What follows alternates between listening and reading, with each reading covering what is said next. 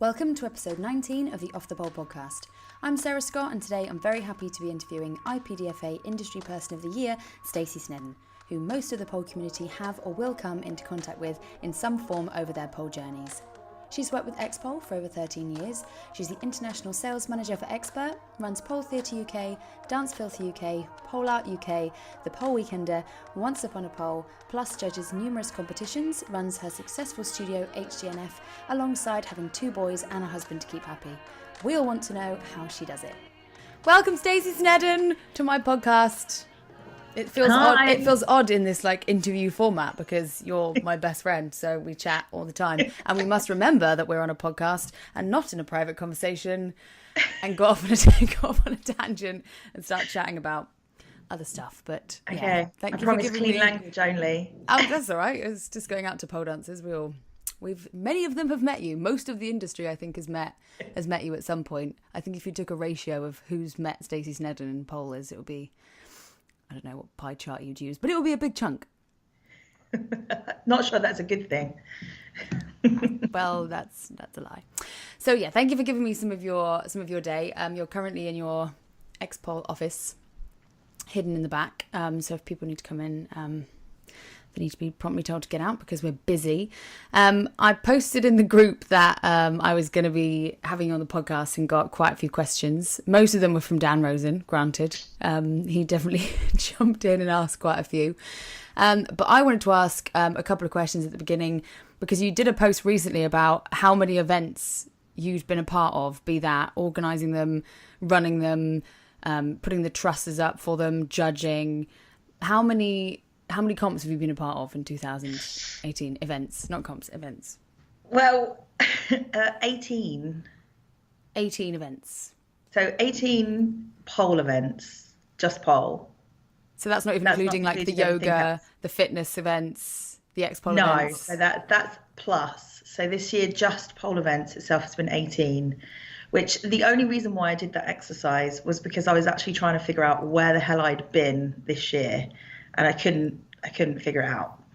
So you've been around. What have been your highlights of this year? Out of those, I know you can't pick one top moment maybe, but what have been your highlights?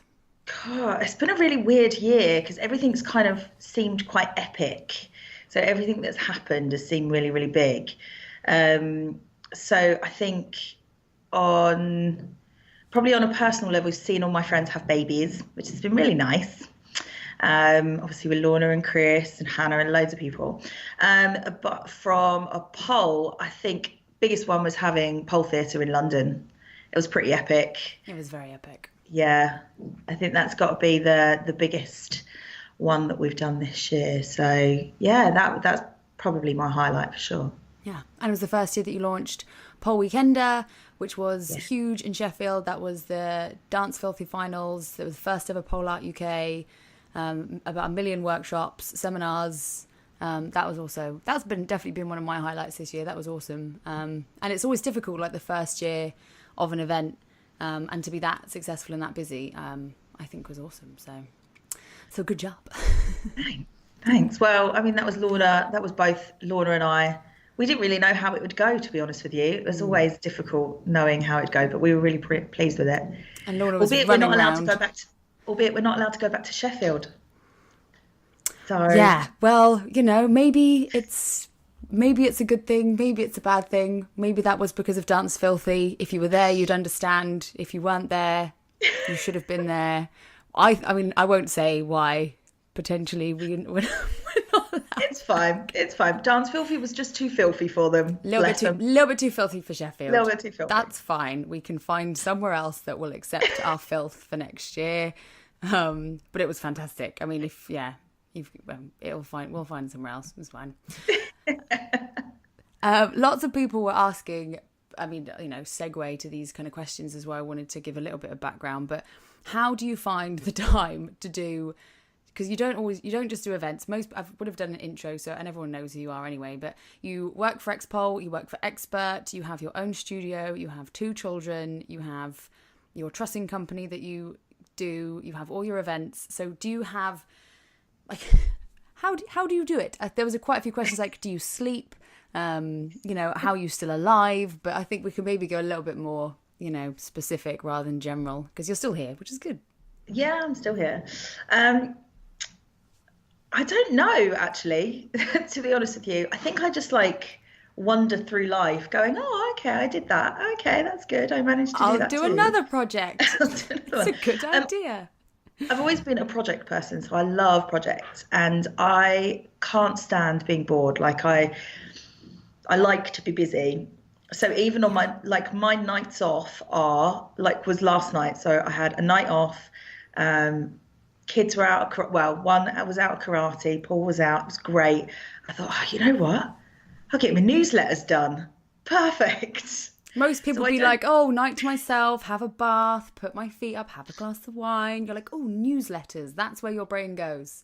But you can still have a bath and a glass of wine and some chocolate. Multitasking. And do a newsletter at the same time. You see? This is good. This is very good tips. Write these things down, people. Do it in the bath. Yeah, I just don't like to be bored. So I like to make sure that things are ticking along. I'm really lucky. I've got amazing people that work around me.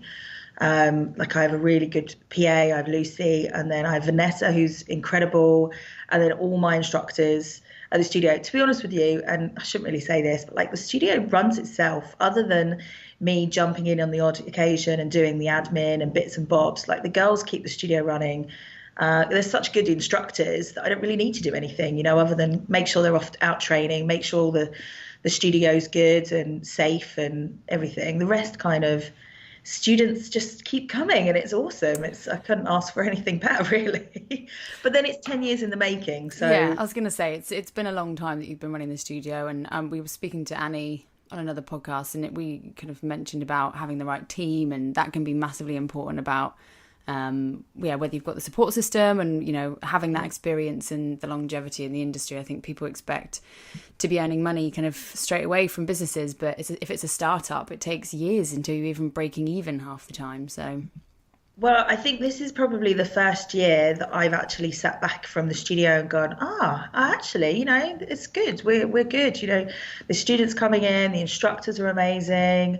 We're just renovating because, I don't have anything else to do other than renovate. It's been a quiet year, So we're just re-renovating. So the problem was we have so many students coming through the door now that I need to make more use of the space. So everything's coming down, everything's being put back up, and it's being completely ripped out and started again over the next couple of weeks. But it's been great. And then obviously XPERT, I have an amazing team of people as well. So I think it definitely helps. It's been a long time coming, but I think this year has definitely been the year where everyone has settled into what they're doing, and everyone kind of has picked up work and is kind of running with it, which is really good, that I can trust a lot of people to be able to do stuff. Yeah, definitely. And Hannah Lee Dobson, she was the one who asked, do you ever sleep? But she feels like she needs more hours in the day. So do you have any tips on self-organising, and do you have set hours where you don't reply to work things? Do you have this is my work and this is how I'm going to break it down, and this is my non-work time? No. I'm really bad. I'll wake up at 2 a.m. and answer emails. I'm really bad for that. Snedden. I know. Well, the world doesn't stop just because I'm sleeping. The biggest thing I was always taught, I've been really lucky that I've had a really amazing business mentor, which is Clive, who runs Xpole. And he has always taught me to make lists of everything that needs to be done, and then prioritize them. So I have a big book that comes with me everywhere. You'll probably see my big orange book that's with me. And that basically is my life. So in there is lists of stuff, and I divide them into what needs to be done in the days, in the weeks, and the months. And then they get crossed off. If one thing gets moved over to the next month, then that's fine, so be it. But eventually, by the end of the year, I like to have everything crossed off and done, or a reason next to it as to why I haven't done it. Yeah. So, just being as organised as possible, and then have that, and have everything in your Google Mail. I'm a nightmare, because I'll be like, oh God, I forgot to put that in. And Paul will be like, oh, Stace, what are you doing? And I'm really bad for treble booking myself as well. It happens. I've done that a few times recently, but Are you like a paper person or a digital person? Because I know a lot of the times, like, people have a specific system of what they like to do. Like, I have a Google Calendar and that kind of stuff, but I still feel like I have to physically write stuff on a bit of paper, otherwise it doesn't go in my brain. But then I lose the paper. This is why I have a the book. problem. Yeah, but then This is why I have like the Bible that comes Bible with book. everywhere. Yeah. So it's a book, and I've always done it, like ever since I started here at Xpole. So what, 13, 14 years, however long. I've always had just a book with me and just scribble your notes in and everything else. So yeah, pen and paper for me. I'm not very good with technology. It kind of dies on me quite a bit. So if it's written down, then I'm good to go. I've seen you building XPERT manuals. You can't say that you're not good at tech. You do all sorts. Yeah. How many times do I then ring you crying that I've lost it? It's happened a couple of times. Not gonna lie, it's happened a couple of times. But you've pulled it back, so I think you're all right.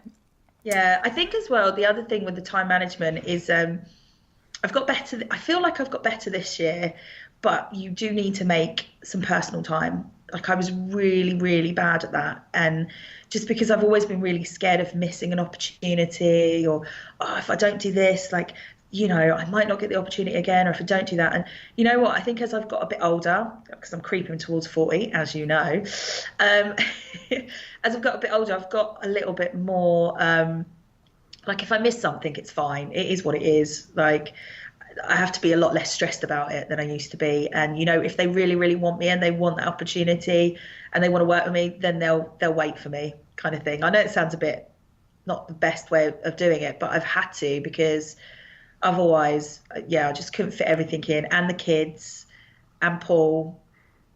Yeah. So well, I think there's so many opportunities now, like back in the day, there was only like a few events a year that everyone would get involved in, and there was only limited spaces of people that could be involved in those, and this, that and the other.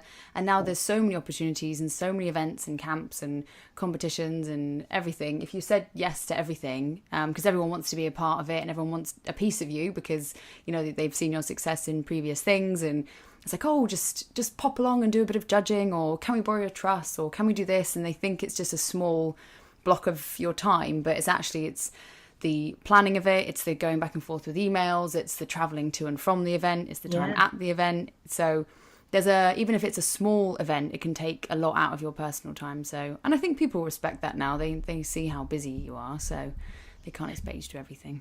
Yeah, I mean, it's hard though, because I always still feel like really grateful that people still ask me to judge. Like after all these years, I kind of think, really, like you still want me? Like I do poll on the odd occasion, but as you know, very little.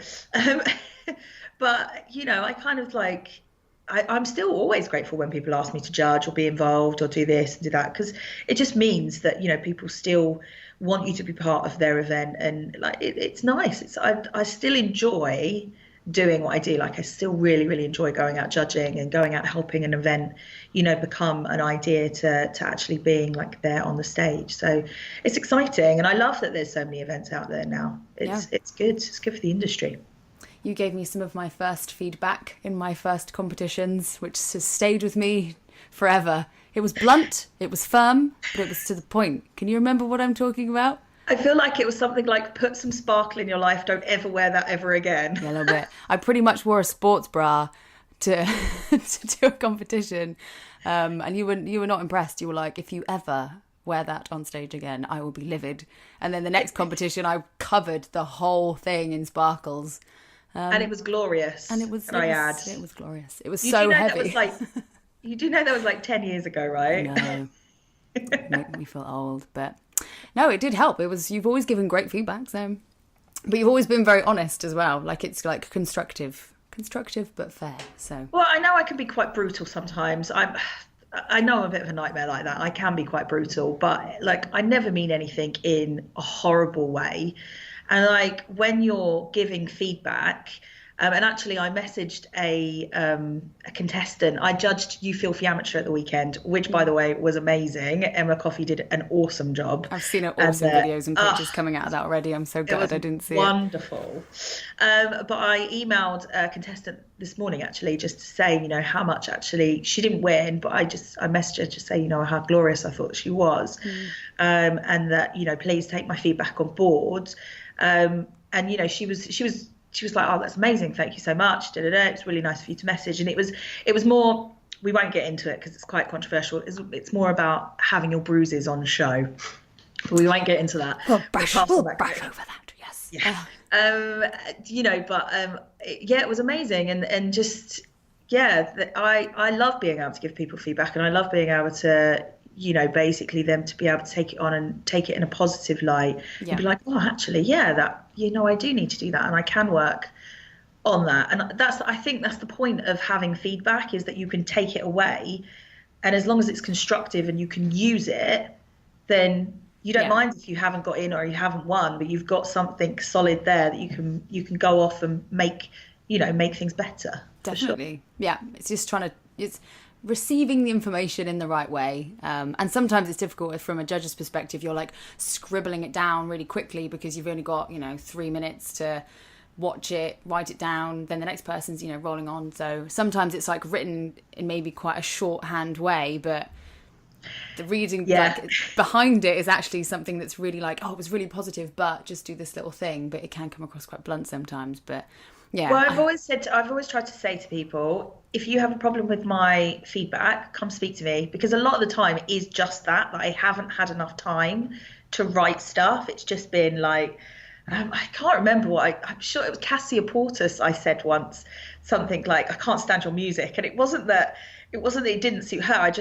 I wasn't a fan of the music, and I just wrote it down. She's like, oh, that's it, and smile more, because she always used to be really quite like straight faced. And I was like, just smile more. And then so the next routine she saw it, she like had this big grin on her face. I remember that. And it's not that we're being mean. It's just that that's what we see at the time and at that performance and in that moment. And it's nice. We get front row seats.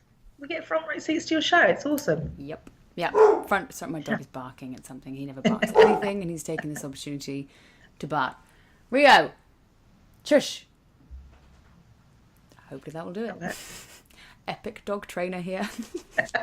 I was front row for Dance Filthy. One of the best days of my life. It's glorious. Loved it. Absolutely loved it.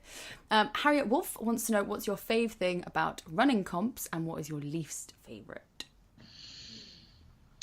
My favourite thing about running comps is giving people a space to be creative in a safe environment.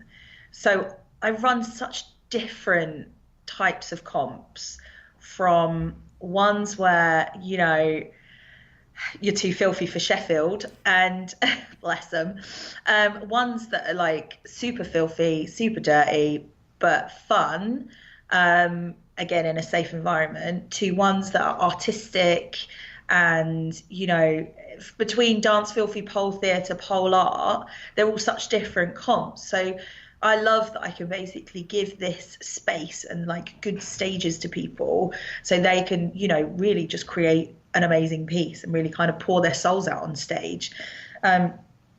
My biggest one is when I actually love it when the amateurs go on stage, because they come off stage and usually the first thing is I get grabbed hold of and they give me a big hug and they cry. And I'm a crier at competitions. I love a good cry. Quite emotional.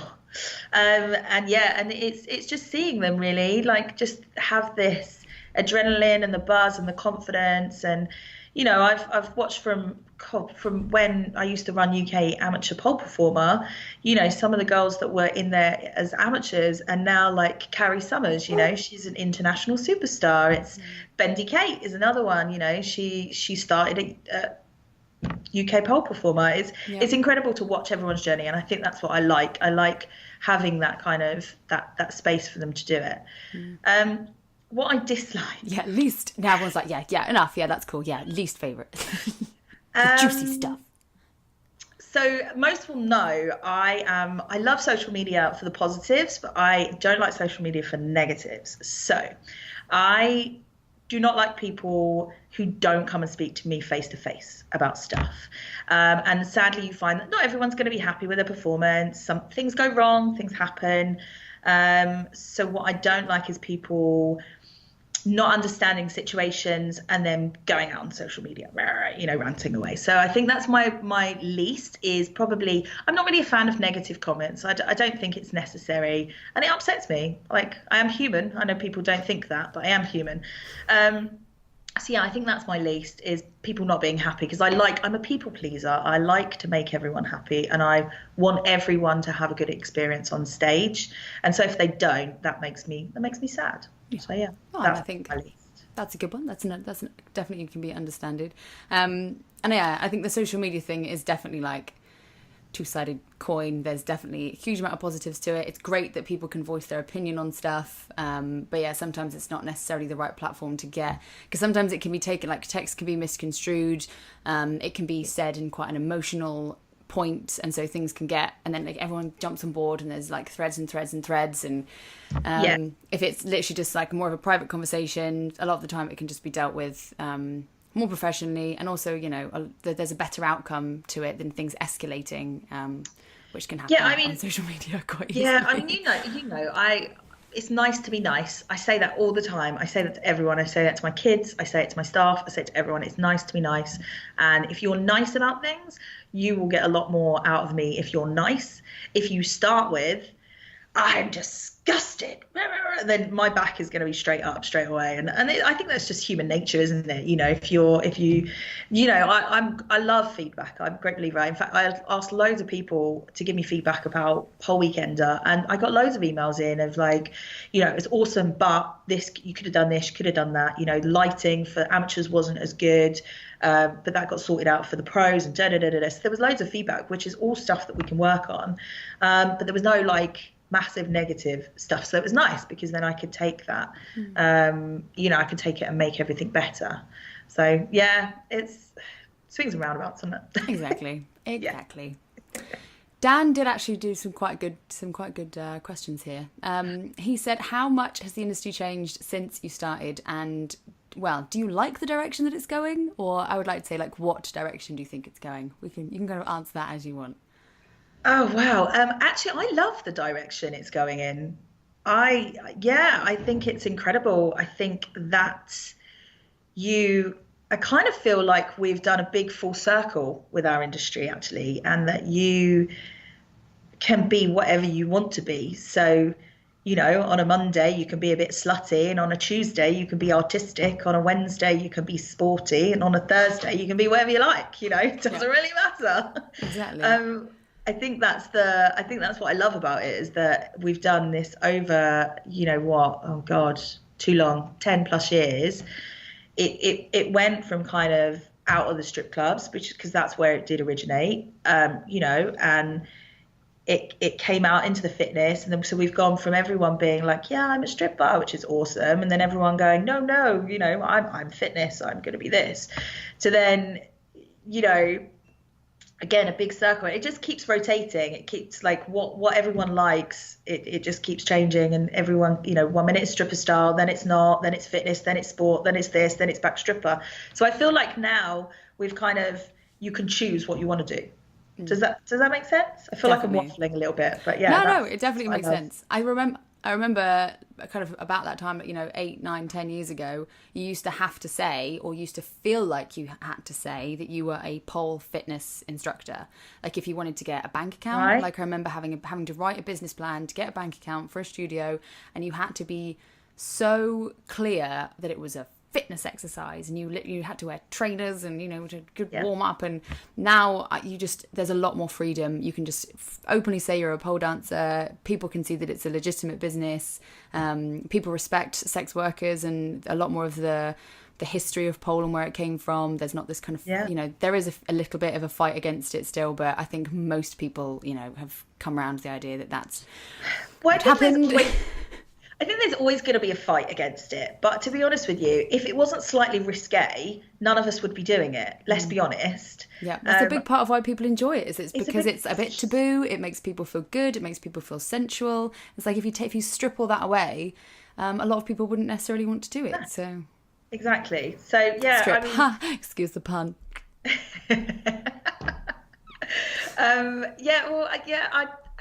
Again, like. It's more that you can choose. You can choose whatever you. So actually, yes, I do love our direction, and I hope it continues on, and I hope as peacefully as we can all do it, just respect what each other are doing, I'm not particularly a fan of hardcore tricks, mainly because I can't do them, but I can still appreciate it. I can appreciate when someone bashes out an awesome trick. I'm more of a floor person. I love to roll around on the floor, as you know, just because it's nice floor and safe dancing. down there. Yeah, floor dancing. I'm a floor dancer. Roll around on the floor. I'm totally going to use that next time. I'm not a pole dancer, I'm a floor dancer. Not even a dancer. We don't even stand up. We literally just roll around on the floor. I'm with you. In wintertime, I'm a slippers and fully clothed, I just want to roll around on the floor and not really do a lot. But it's really difficult, and, we should do a training on that. We should. Expert training manual next year. Floor dancing, level 1. What was the other question that Dan asked? I can't remember. How much has the industry changed since you've started? Loads. It's changed so much from standards, from an outside leg hang was advanced when I first started. I was really super advanced. It's changed. Gone are those days. It's changed massively, but it's changed for the good. We're more safety conscious now. We have the Pole Safe Federation, which is awesome. We're more business minded. So instead of, I'd like to think that people kind of look at it more seriously rather than just like, oh yeah, I'm going to go and be a pole dance instructor. They kind of think, oh, actually, this is a business, and we're gonna set up a business with it. Which I like that. I like that it's being taken more seriously. And I've as you know, I'm like heavily involved in the fitness industry as well with XPERT. And when we first started XPERT like 6-7 years ago, people would be like, yeah, pole dancing, you're never going to get anywhere. And now we've won awards, and we get, everyone's like, oh yeah, it's the XPERT girls, they're great and all this. So it's definitely it's a good change and a good transition for sure. Yeah. How many countries is XPERT taught in now? Do you know? I know you've been looking at a lot of the stats recently. Oh yeah, it's accounting time, sadly. A lot. Because you listed off like one weekend there was like a ridiculous number of trainings going on in one weekend, and you were like, this is where we're teaching this weekend, and it just was like global, absolutely global. And not many of the fitness companies that I've seen when we've done fitness expos and stuff, most of them like barely crack Europe. So yeah, I think definitely people are taking it more seriously. It's like, oh, you are in everywhere. Yeah, we really are everywhere, from China to Asia, like it's Philippines. We're just about to go to Japan, which is incredible. We're in Hong Kong a lot, just all over China. I'd like to get more into Australia. We do the odd one, but New Zealand, because we have Carrie over there. And then obviously Europe has been crazy. You're going to Estonia soon. I am, yeah. Which is fast, which is awesome. And we did the first one in Thailand as well. We did the first one in Thailand this year. Yeah, first one in Thailand. It's just, I feel like there's less people, when you say you're a pole dance instructor, less people go, oh, is that like a thing? Like less people say that now. Or they think like, they used to get, I used to get a lot of comments like, do you think it's going to last? Like, do you think it's a long-term thing? Like it was really seen as like a short-term fad, and it just keeps going on and on and on. Like I can't see it ending now because it's so much like ingrained into people's lifestyles. I can't see people being able to switch off from it. Especially the amount of pole tattoos I've had, like seen and around. Like, there's a lot of pole tattoos going on. Like, you've really got to commit to it to be getting stuff like that. I saw. I think it's Natasha did an amazing routine at the weekend, and she has your logo up the side of her leg. I spotted that straight off. I was like, oh, I'm always like here. Blown away when people get that. I'm like, I feel guilty. Like, I think I should get it done because all these people have got these amazing tattoos. I'm like, do I need? Maybe we can get drunk next year and go get matching tattoos. I don't know. Let's do it. I'm definitely up for that. Anyway, let's get back on because focus, not on a private phone call. Focus. Yeah, I can't remember what we're saying now. Go on, carry on. I've got another question. We'll segue off into a new one. It's fine. Again, from Dan. Dan basically wrote this for me. Thanks, Dan. Would you want your kids to go into the industry and take over from you in the future? The Snedden empire of pole dancing. Would you get them involved? Because they're always at all the events. They'd be so they would know how to run it now, probably. Anyone who's met my kids which is quite a few, will know that they're as bossy as I am. Jacob often is the one that is showing contestants around as to where their dressing rooms are. With a clipboard, regardless of whether it has anything on it or not. He's ready. Ronnie loves to get up on stage and usually does the raffles. You know, he's in charge of like the raffles in most competitions now. Yeah. They performed at Pole Theatre, professional, this year with Brandon Grimm. You know, not many people can say they've done that. I don't know. Well, I think Jacob would be more interested going into the industry. Like, he loves circus. He still goes to the odd class when he's not being a karate crazy child. But yeah, I wouldn't mind them going in the industry. I think I would definitely, I never wanted to be one of these pushy mums that'd be like, you are taking over the business, like you will take over. But if they wanted to, I wouldn't be adverse to it for sure. I think it would be a good thing. I do think God help the pole world though, if they did, because they're way more bossier than I am. And they're just used to being surrounded by beautiful women. They're just all the time. They're so confident. They're like the most confident. They're like tiny miniature adults. It's quite scary when you speak to them. They're just like. Well, I'm going to embarrass Jacob now because I think he's got a crush on Mimi. Because every time he sees Mimi, he's like, "Hi, Mimi." Oh, very cute. Goodness. The new pole celebrity couple coming up the ranks. That would be very cute. It would be. Right, I'm going to finish with one more question because we are actually. I don't even know how long we've been talking. Like 30 minutes. We're doing quite well. And I know you're actually at work, and so Clive will tell me off if I just take you away from my very important podcast. This is from Vicky, and she wanted to know, are you game to start up a service where she sorts you out when you're having a flap? She did this for me at Dance Filthy, and to be honest, I could do with just having someone to do that for me most days. And you are known as like the flap sorter. That's the wrong word. If anyone's having like a problem or an issue or some drama's going on, like 9 times out of 10 you're having to deal with it. Like someone's phoning you up, or you're calming people down, or I think you could not necessarily monetize it, because that doesn't necessarily sound as charitable as what you do at the moment, but bless her. So Vix was having a bit of a major meltdown at Dance Filthy, and her costume wasn't going right. And so the thing is, I'm quite a doer. So I like got down on my knees. I basically was sorting out her knickers out for her, making sure that they look good, taping her in, getting right in there. And we just kind of looked up at each other, and she was like, "Thank you." And she went on to win. She went on to win. But she looked amazing. Like the costume, you would not know, but like 10, 15, I don't know how long before she actually went on stage, that was completely misfitting because she hadn't tried it on, or it just arrived or something. But you would not have known because she looked absolutely calm. She owned it.